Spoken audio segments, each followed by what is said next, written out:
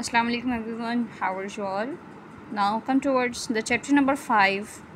The topic name is Hazrat Umar radiallahu ta'ala anhu.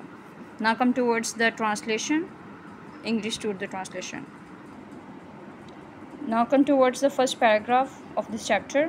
Hazrat Umar was the second caliph of Islam. Hazrat Umar radiallahu ta'ala anhum Islam के दूसरे खलीफा थे. He was born at वो पैदा हुए Makkah Mukarramah into a noble tribe called the Quraish. आप Makkah मुकरमा के एक आली मर्तबे कबीले में पैदा हुए जो क्रैश कहलाता था. ही रदियल्लाहु ताला अन्हु receive the title of Farooq after he embraced Islam.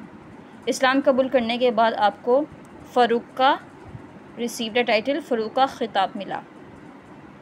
He was one of the very few persons in Makkah Mukarrama who could read and write. आप मक्का मुकरमा के उन चंद अशख़ास में से थे जो लिखना पढ़ना जानते थे. He was a tall, आप दराज कद, strong, ताकतवर and brave man और बहादुर आदमी थे. आप दराज कद, ताकतवर और बहादुर आदमी थे. He was also a very good wrestler. आप एक बहुत अच्छे पहलवान, horse rider, Shahsawar and swordsman और शमशीर जन भी थे. आप एक बहुत अच्छे पहलवान, शहसवार और शमशीर जन भी थे. Business was his occupation. कारोबार उनका पेशा था. Hazrat Umar's conversion to Islam was of great value to the Rasulullah sallallahu alaihi wasallam in his mission of spreading Islam. हज़रत उमर रदियल्लाहु ताला अन्हु का इस्लाम कबूल करना दीन इस्लाम की तबलीग के सिलसिले में रसूलुल्लाह सल्लल्लाहु अलैहि वसल्लम के लिए बहुत ज़्यादा कदर कीमत ग्रेट वैल्यू कदर कीमत का हामिल था. आफ्टरवर्ड्स बाद अज़ां he remain very close to the Rasulullah. बाद अज़ां आप रसूलुल्लाह सल्लल्लाहु अलैहि वसल्लम के बहुत करीब रहे. वेरी क्लोज, बहुत करीब रहे. Now come towards the second paragraph. Hazrat Umar रदियल्लाहु ताला अन्हु रिमेन कैलिफ फॉर 10.5 years. आप रदियल्लाहु ताला अन्हु 10.5 साल के तक खलीफा रहे. He conquered a vast empire during his khilafat. आपने अपनी खिलाफत के दौरान एक अजीम सल्तनत फ़तह की. ही इंट्रोड्यूस्ड आपने तारुफ़ करवाया a great system of administration which served as a model for the Islamic world. आपने अपनी खिलाफत के दौरान एक अजीम सल्तनत का निज़ाम मुतारफ़ करवाया जो दुनियाए इस्लाम के में एक नमूने के तौर पर काम आया. He introduced many reforms during his reign such as He introduced many reforms during his reign such as administrative courts to investigate the complaints against the offices of the state. आपने अपने दौरे हुकूमत में ड्यूरिंग हिज रेन आपने अपने दौरे हुकूमत में रियासत के दफातर कोर्ट्स बोलते हैं ऑफिसेस ऑफ द स्टेट यानी रियासत के जो दफातर हैं उनके ख़िलाफ़ अगेंस्ट उनके ख़िलाफ़ शिकायत की तफ्तीश करने के लिए तफ्तीश करने के लिए इंतज़ामी अदालतों जैसी बहुत सी इस्लाहात रिफॉर्म्स का मतलब है इस्लाहात मुतारिफ़ करवाएं. तो इस वाले पूरे सेंटेंस का उर्दू ट्रांसलेशन क्या होगी. आपने अपने दौरे हुकूमत के दौरान रियासत के दफातर के ख़िलाफ़ शिकायत की तफ्तीश करने के लिए इंतज़ामी अदालतों जैसी बहुत सी इस्लाहात मुतारफ़ करवाएं. ही also reformed army, police force and tax system. आपने फ़ौज, पुलिस फोर्स और टैक्स के निज़ाम की भी इस्लाह की. The worship places and property of the non Muslims were also given protection. गैर मुसलमों की जायदाद, प्रॉपर्टी मीन्स जायदाद, गैर मुसलमों की जायदाद एंड वर्शिप प्लेसेस और इबादत गाहों को भी तहफ़्फ़ुज़ दिया गया. Now come towards the third paragraph. Hazrat Umar gave great importance to justice and well-being of the people.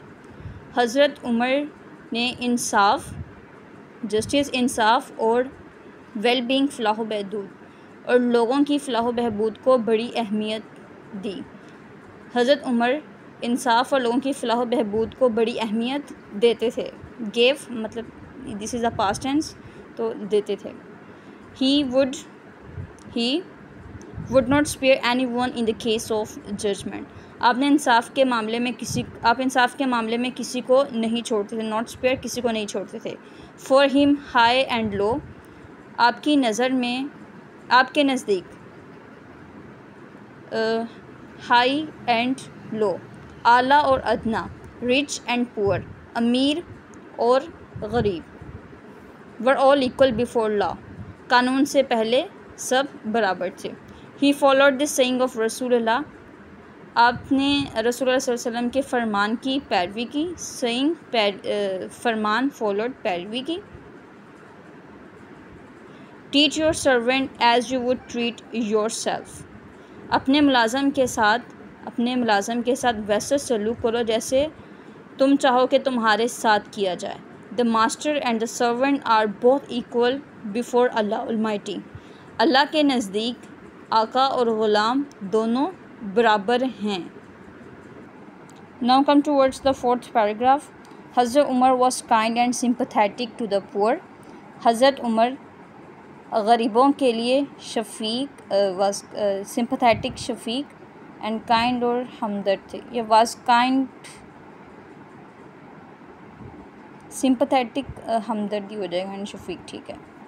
He spent many sleepless nights in disguise roaming in the streets to see the condition of his people, आपने अपनी आवाम की हालत देखने के लिए गलियों में, disguise बोलते हैं भेस, गलियों में भेस बदलकर बहुत सी रातें जाकर गुजारी।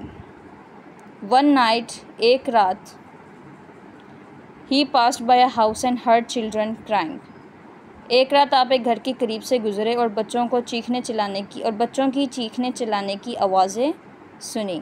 There was a pot of water on the fire, पानी का एक बर्तन आग पर रखा हुआ था। The mother was telling the children to go to sleep, माँ अपने बच्चों को कह रही थी कि वो सो जाएं। And when the food was ready she would wake them, और जब खुराक तैयार हो जाएगी तो वो इनको जगा देगी। But the children would not listen, मगर बच्चे नहीं सुन रहे थे। हज़रत उमर आस्क्ड द वुमन, हज़रत उमर रज़ियल्लाहु तआला अन्हा ने औरत से पूछा, व्हाट्स द मैटर, मामला क्या है। शी टोल्ड हिम, उसने कहा, that there was nothing to eat, यहाँ पर कुछ भी खाने को नहीं है। देयर वाज नो मनी, कोई पैसा नहीं है, कोई रकम नहीं है। And grain in the house, और कोई रकम और अनाज घर में नहीं है। हर हस्बैंड हैड डाइड, उसका शोहर वफ़ात पा गया है। The children were crying for food, बच्चे खुराक के लिए रो रहे हैं। ही हेल्प द विडो, आप रज़ियल्लाहु तआला अन्हु ने उस बेवा को खुराक, पैसे और कपड़े से मदद की। Now come towards the last paragraph. One day, एक रोज़, वाइल हज़रत उमर रज़ियल्लाहु तआला अन्हु जब वाज ऑफरिंग नमाज इन द मस्जिद में नमाज अदा कर रहे थे, थे। अ नॉन मुस्लिम, एक गैर मुस्लिम, नेम्ड फ़िरोज़ नामी, killed the caliph with the knife, खलीफा को एक चाकू से शहीद कर दिया। एक रोज़ जब हज़रत उमर मस्जिद में नमाज अदा कर रहे थे तो फ़िरोज़ नामी एक गैर मुस्लिम ने आपको खंजर से शहीद कर डाला। हज़रत उमर लाइज बरीड नियर हज़रत मोहम्मद सल्लल्लाहु अलैहि वसल्लम एंड हज़रत अबू बकर रज़ियल्लाहु तआला अन्हु इन मदीना मुनव्वरा, हज़रत उमर रज़ियल्लाहु तआला अन्हु मदीना में हज़रत मोहम्मद सल्लल्लाहु अलैहि वसल्लम और हज़रत अबू बकर रज़ियल्लाहु तआला अन्हु के करीब मदफून हैं।